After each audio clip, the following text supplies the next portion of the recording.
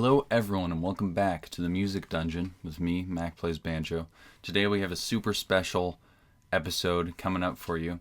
I was looking around on one of our favorite channels here at mackplaysbanjo, the World Bluegrass Day channel. I saw that they had a bunch of new videos up about banjo and bluegrass, and I thought, hey, let's check them out. All of these are pretty dang short, so I thought we'd start with bluegrass songs for those who don't like bluegrass. There's some other ones we could check out. Bluegrass being played at full speed, which this looks like it has a picture of our good friend Roy Clark on the cover. Steve Martin playing banjo along Yonge Street in Toronto. That actually looks really interesting. I will check. Our next video is going to be about Steve Martin, so I'll probably watch that one in the next video. Yeah, lots of ones we could check out, but first off, bluegrass songs for those who don't like bluegrass. And I'm guessing, maybe this is a little cynical of me, but I'm guessing that none of these songs will actually be bluegrass. These are going to be like bluegrass adjacent folk indie pop songs. But I could be wrong. It is theoretically possible. Anyways, let's get right into it, shall we? Not Your Grandpa's Bluegrass. Alright, starting off strong with Billy Strings, Dust in a Baggie, which is a bluegrass song to be sure. If you want to see my full analysis / reaction to this song, you can go check out my first Billy Strings video. I'll link it. We check out this song in some more detail then. But yeah, this is definitely a bluegrass song, so we're starting off on the right foot. High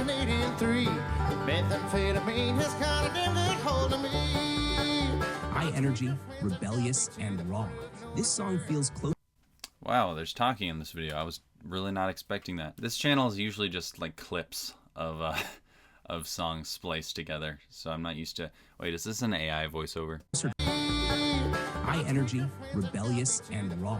This song feels. This is 100% an AI voiceover, or the voice actor's audio was just like compressed like crazy, and then put too low in the mix because I don't know. Closer to rock or jam band culture than traditional bluegrass. Billy Strings' virtuosic guitar work and outlaw lyrics have made it a viral favorite, pulling in fans who normally avoid acoustic music. I used my only phone call to contact my daddy. Got 20 long years for some dust in a baggie. Oh, Dad. Whoa, Dad. Made famous worldwide by Oh Brother, Where Art Thou? This is really an odd choice as like a bluegrass song for someone who doesn't like bluegrass, or someone who hasn't really listened to the genre. Like if I was introducing a friend to the genre, I'd show them probably like Alison Krauss and Union Station, Billy Strings like he did, you know, stuff that's more accessible if you aren't used to that music, but still like has the instrumentation, has the same energy, all that sort of stuff. Isn't this just Ralph Stanley singing by himself? chilling a cappella performance feels more like a gothic folk incantation than a song. I stand corrected. It's not a song. It's a gothic folk incantation. I'm not really sure what that means. And even if it is a gothic folk incantation, this is just a really weird choice to get people into bluegrass. Hey, you'll love this bluegrass thing. Let me start you off with this totally different style of music so you can get into bluegrass. It regularly converts non-bluegrass listeners through sheer emotional power and cinematic darkness. Well, since when?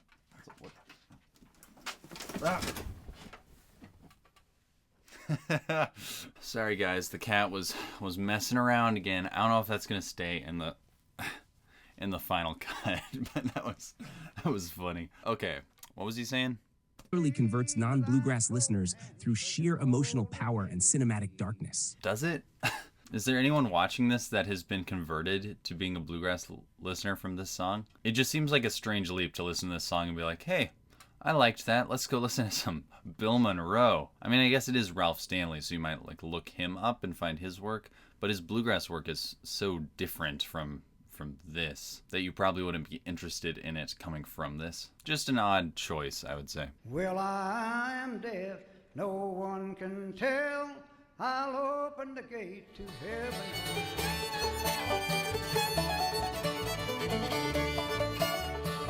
Okay, like an actual traditional bluegrass song, Black Eyed Susie. I'm unfamiliar with this band, but this is Molly Tuttle playing the guitar, correct?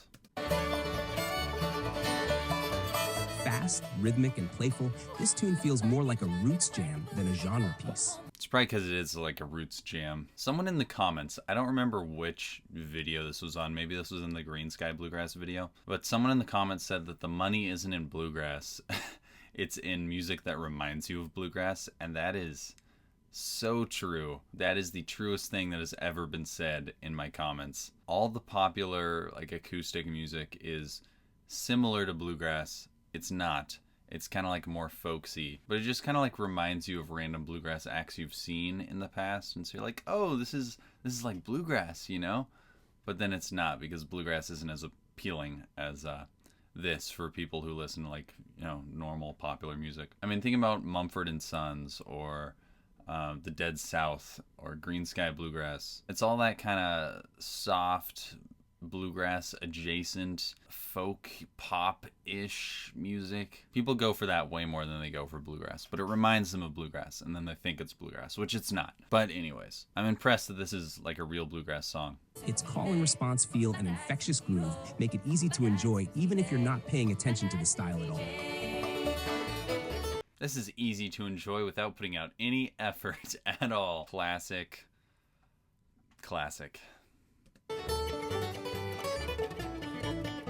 Okay. I See You, Molly Tuttle. Legit improvised solos. This is a lot closer to bluegrass than Oh Death, that's for sure. I can see myself showing this to a bluegrass curious friend. It's close enough, but also different enough.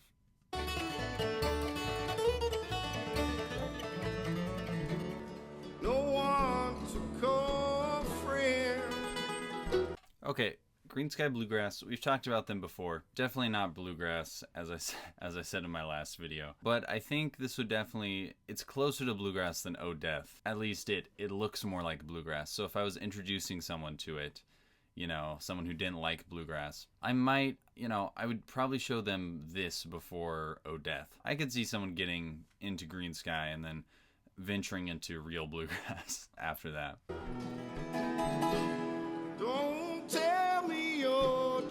Green Sky's version leans atmospheric and jam-oriented, appealing to fans of indie, Americana, and live improvisational music. It feels modern, loose, and exploratory, far from the rigid, fast bluegrass stereotype. Again, I pointed out this problem in the last Green Sky video. Mandolinist completely standing in the way of the banjo player, so you cannot hear the banjo player at all. You guys seriously need to work on your mic technique, because this is atrocious. I wouldn't put the bass player right up just to the left of the mic. I know he's singing harmony, but I feel like there's a more efficient way for y'all to stand. Drink up and go home.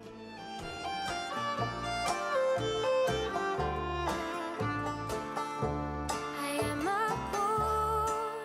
haunting Appalachian hymn that feels ancient and cinematic.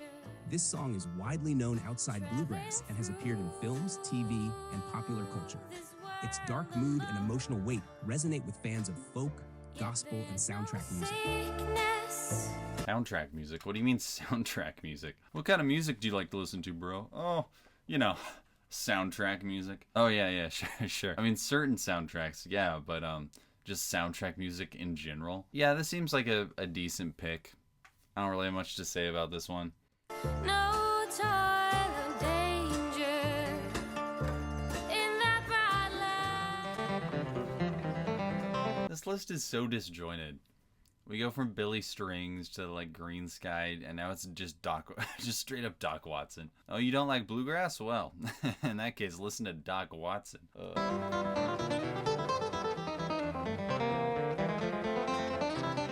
Smooth, guitar-driven, and relaxed. What do you mean guitar-driven? It's not guitar-driven. It's just guitar. Oh, I love this guitar-driven music. That's two guitars. This AI, oh my gosh. This track appeals to blues and classic rock listeners. Doc Watson's flat-picking influenced generations of guitarists, and the song feels more like acoustic Americana than traditional bluegrass.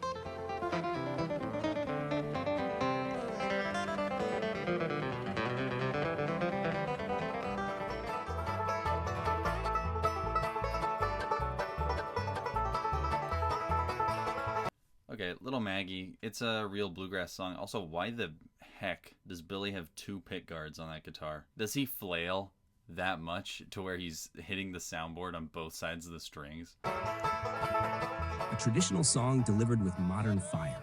The drive, chemistry, and onstage energy make this feel like a live rock performance rather than an old folk tune. Then go watch live rock performances. You know, now that I'm thinking about it, this is kind of a weird premise for a video. It's like, oh, you hate bluegrass? Okay, well, here's a bunch of songs that aren't bluegrass, or at least don't sound like bluegrass. So you won't have to listen to bluegrass, but you can still kind of listen to bluegrass. But, you know, I guess you got to make videos about something. Hustle respects hustle. How many views does this have? 771. Well, wait, what on earth?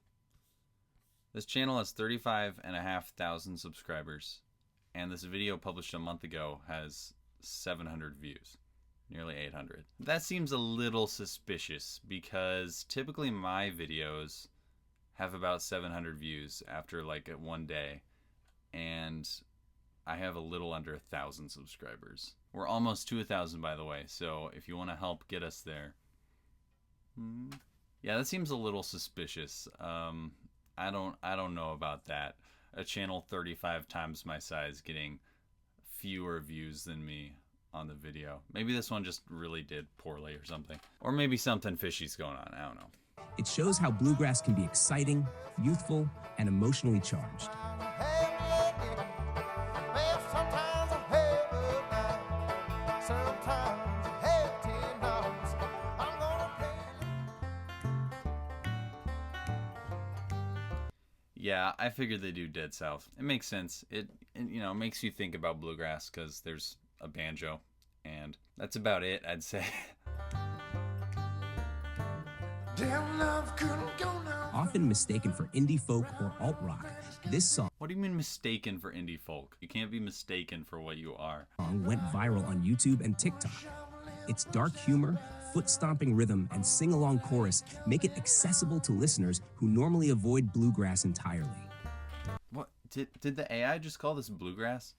This is as far as bluegrass as I can possibly imagine any music with a banjo being. No, I'm kidding, of course. You can get further from bluegrass with a banjo. Yeah, this is not bluegrass. This is a dude with a sore throat singing with some really simple banjo backup behind him and a cello. Yeah, this is totally not bluegrass, but I could see people, well, I don't think you'd really get into bluegrass from this. I mean, maybe you would. I mean, it's bluegrass adjacent. It's kind of similar to it. So maybe if you started listening to this and then you got interested in like, oh, what other music has a banjo in it, then you might start listening to bluegrass, but it's very, very different stylistically. So if what you're interested in with the music is like the soulful stomping, this is definitely not bluegrass, whatever AI wrote this. My life's up in my corner. Dead life is what I told her. Brass knife sings to my show.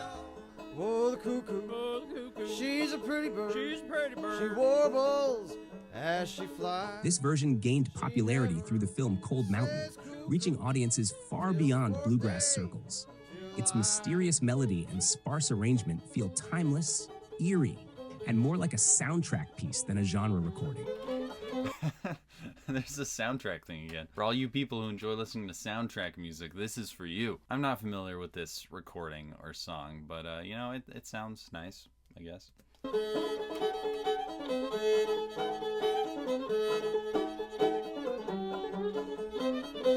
Jack of Diamonds.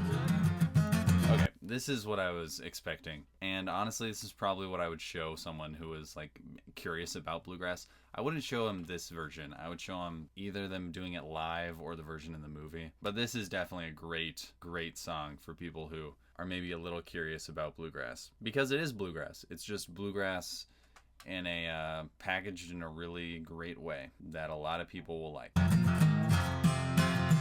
in constant sorrow all through his day. Another Oh Brother, Where Art Thou standout. This song became a cultural phenomenon in the early 2000s. Its simple melody, universal theme, and polished performance helped introduce bluegrass to millions of first-time listeners. I bid farewell to old Kentucky, the place. Okay, well, That was it, I guess. Not a great list, I gotta say. There were a couple things in there that were just totally off the wall and completely bizarre, which is, you know, I'm guessing an AI made that, so it makes sense. Some of them were pretty good. If I was to introduce a friend to Bluegrass, what would I do? Probably start him out with like Man of Constant Sorrow, some Alison Krauss and Union Station, because that is Bluegrass and it's very accessible for just normal people. Then maybe like Billy Strings, I guess, you know? I think Nickel Creek, like their early stuff is probably really easy to get into. Like the self-titled album, I would definitely recommend to people, because that music kind of has a lot of the good parts of bluegrass without all the parts that are maybe harder to listen to, or the stereotypical parts. So I think that would probably be easier for people to listen to. But I don't know, maybe you have a different idea or have different music that you would show a friend who's interested in bluegrass. Let me know if you do, because I'd be interested in hearing that. But anyways, I hope you enjoyed the video. If you did, please let me know with a comment. Also, I'm really close to 1,000 subscribers, so if you do want to subscribe, now would be a great time for that final push to get over 1,000. At which time I'm going to release a video of me playing 1,000 notes or something. I don't know. If you have a better idea, let me know in the comments. Anyways, if you liked the video, go check out some of my other ones. You'll probably like those too. And yeah, I will see you in the next one.